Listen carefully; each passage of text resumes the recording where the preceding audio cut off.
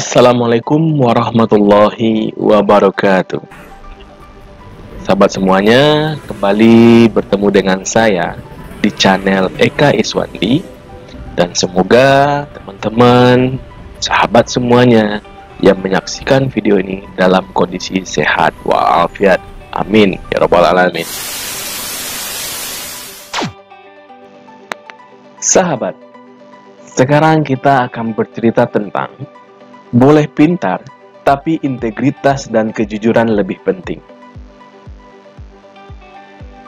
12 tahun silam, seorang wanita dari Asia, tak usah sebut nama negaranya, datang ke Perancis untuk kuliah di salah satu universitas terkenal di Paris. Dia memang cerdas, bahasa Perancis dan Inggrisnya juga sangat baik, sehingga lulus seleksi. Sejak mulai kuliah di hari pertama, dia perhatikan bahwa sistem transportasi di Paris menggunakan sistem otomatis. Artinya, Anda beli tiket sesuai dengan tujuan melalui mesin. Setiap perhentian kendaraan umum memakai cara self-service dan jarang sekali diperiksa petugas. Bahkan pemeriksaan oleh petugas pun hampir tidak ada. Bukan karena manajemennya buruk, tapi unsur trust dan tertib sosial di sistem transportasi kota Paris memang sudah baik. Akhirnya, lama-kelamaan dia temukan kelemahan sistem ini.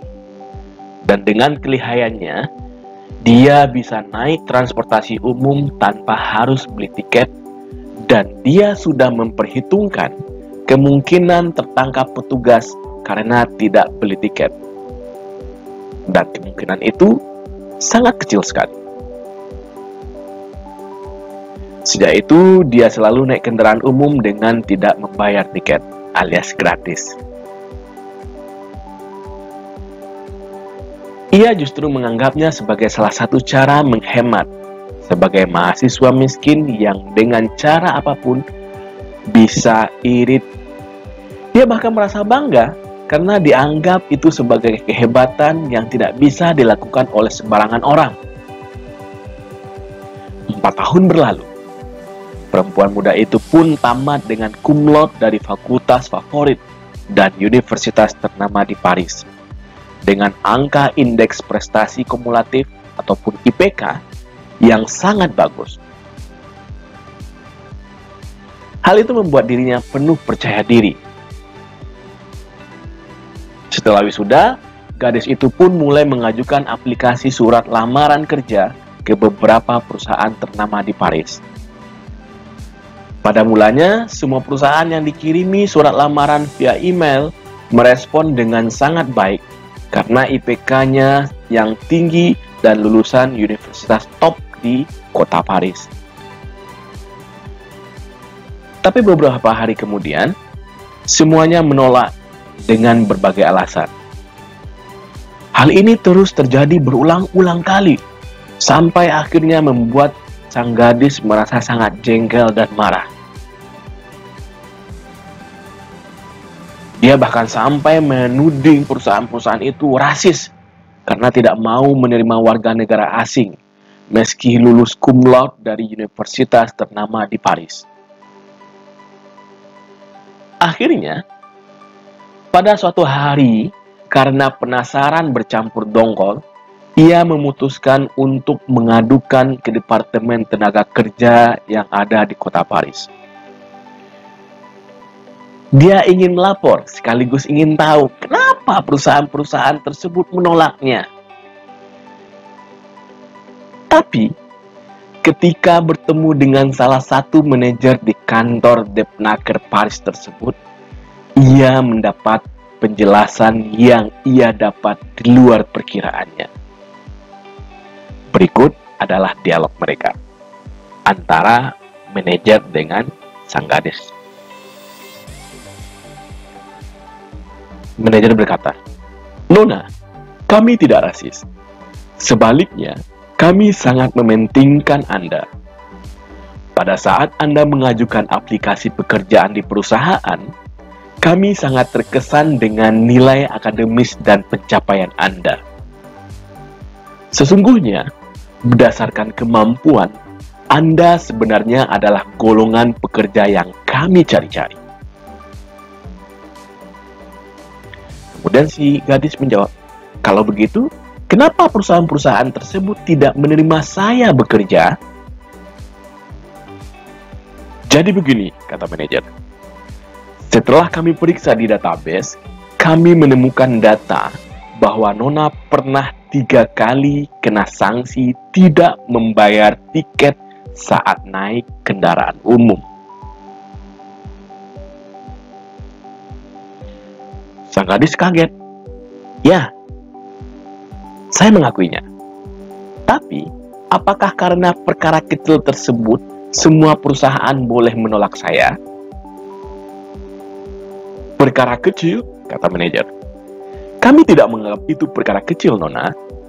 Kami lihat di database, Anda pertama kali melanggar hukum terjadi di minggu pertama Anda masuk negara ini. Saat itu petugas percaya dengan penjelasan Anda bahwa Anda masih belum mengerti sistem transportasi umum di sini. Itu sebabnya kesalahan tersebut diampuni. Namun, Anda tertangkap 2 kali. Namun, Anda tertangkap 2 kali lagi setelah itu. Oh, waktu itu karena tidak ada uang kecil saja, ujar si Nona, ataupun ujar sang gadis tadi. Tidak. Kami tidak bisa terima penjelasan Anda. Jangan anggap kami bodoh. Kami yakin Anda telah melakukan ratusan kali sebelum tertangkap. Well, baiklah. Tapi itu kan bukan kesalahan mematikan. Kenapa harus begitu serius? Lain kali, saya perbaiki dan berubah. Kan masih bisa. Manajer kemudian berkata lagi, maaf, kami tidak menganggap demikian, Nona. Perbuatan Anda membuktikan 2 hal. Pertama, Anda tidak mau mengikuti peraturan yang ada. Anda pintar mencari kelemahan dalam peraturan dan memanfaatkannya untuk diri sendiri. Kedua, Anda tidak bisa dipercaya. Nona, banyak pekerjaan di berbagai perusahaan negara Prancis ini bergantung pada kepercayaan. Jika Anda diberikan tanggung jawab atau tugas di sebuah wilayah, maka Anda akan diberikan kuasa yang lebih besar. Karena efisiensi biaya, kami tidak akan memakai sistem kontrol untuk mengawasi pekerjaanmu. Hampir semua perusahaan besar di Prancis ini mirip dengan sistem transportasi di negeri ini. Oleh sebab itu, kami tidak bisa menerima Anda, Nona.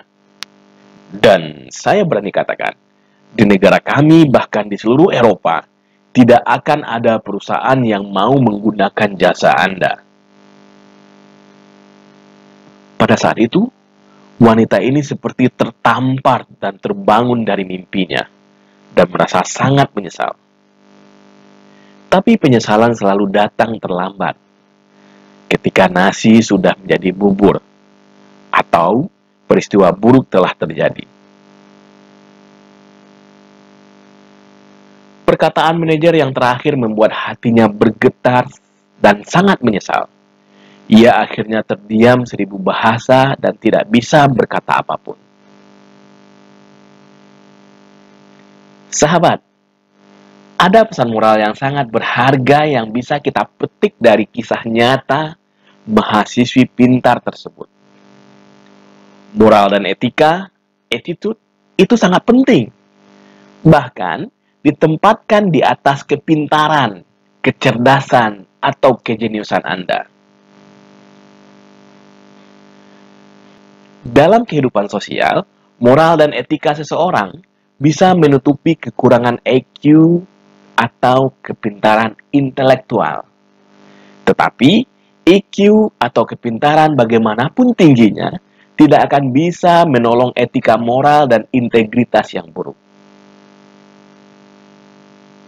Samuel Johnson 1709 sampai 1785, sastrawan Inggris mengatakan, pengetahuan tanpa integritas pasti berbahaya dan mengerikan.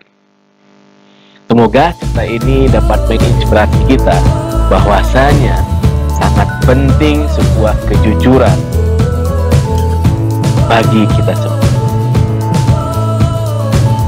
Terima kasih. Sampai ketemu lagi. Assalamualaikum warahmatullahi wabarakatuh.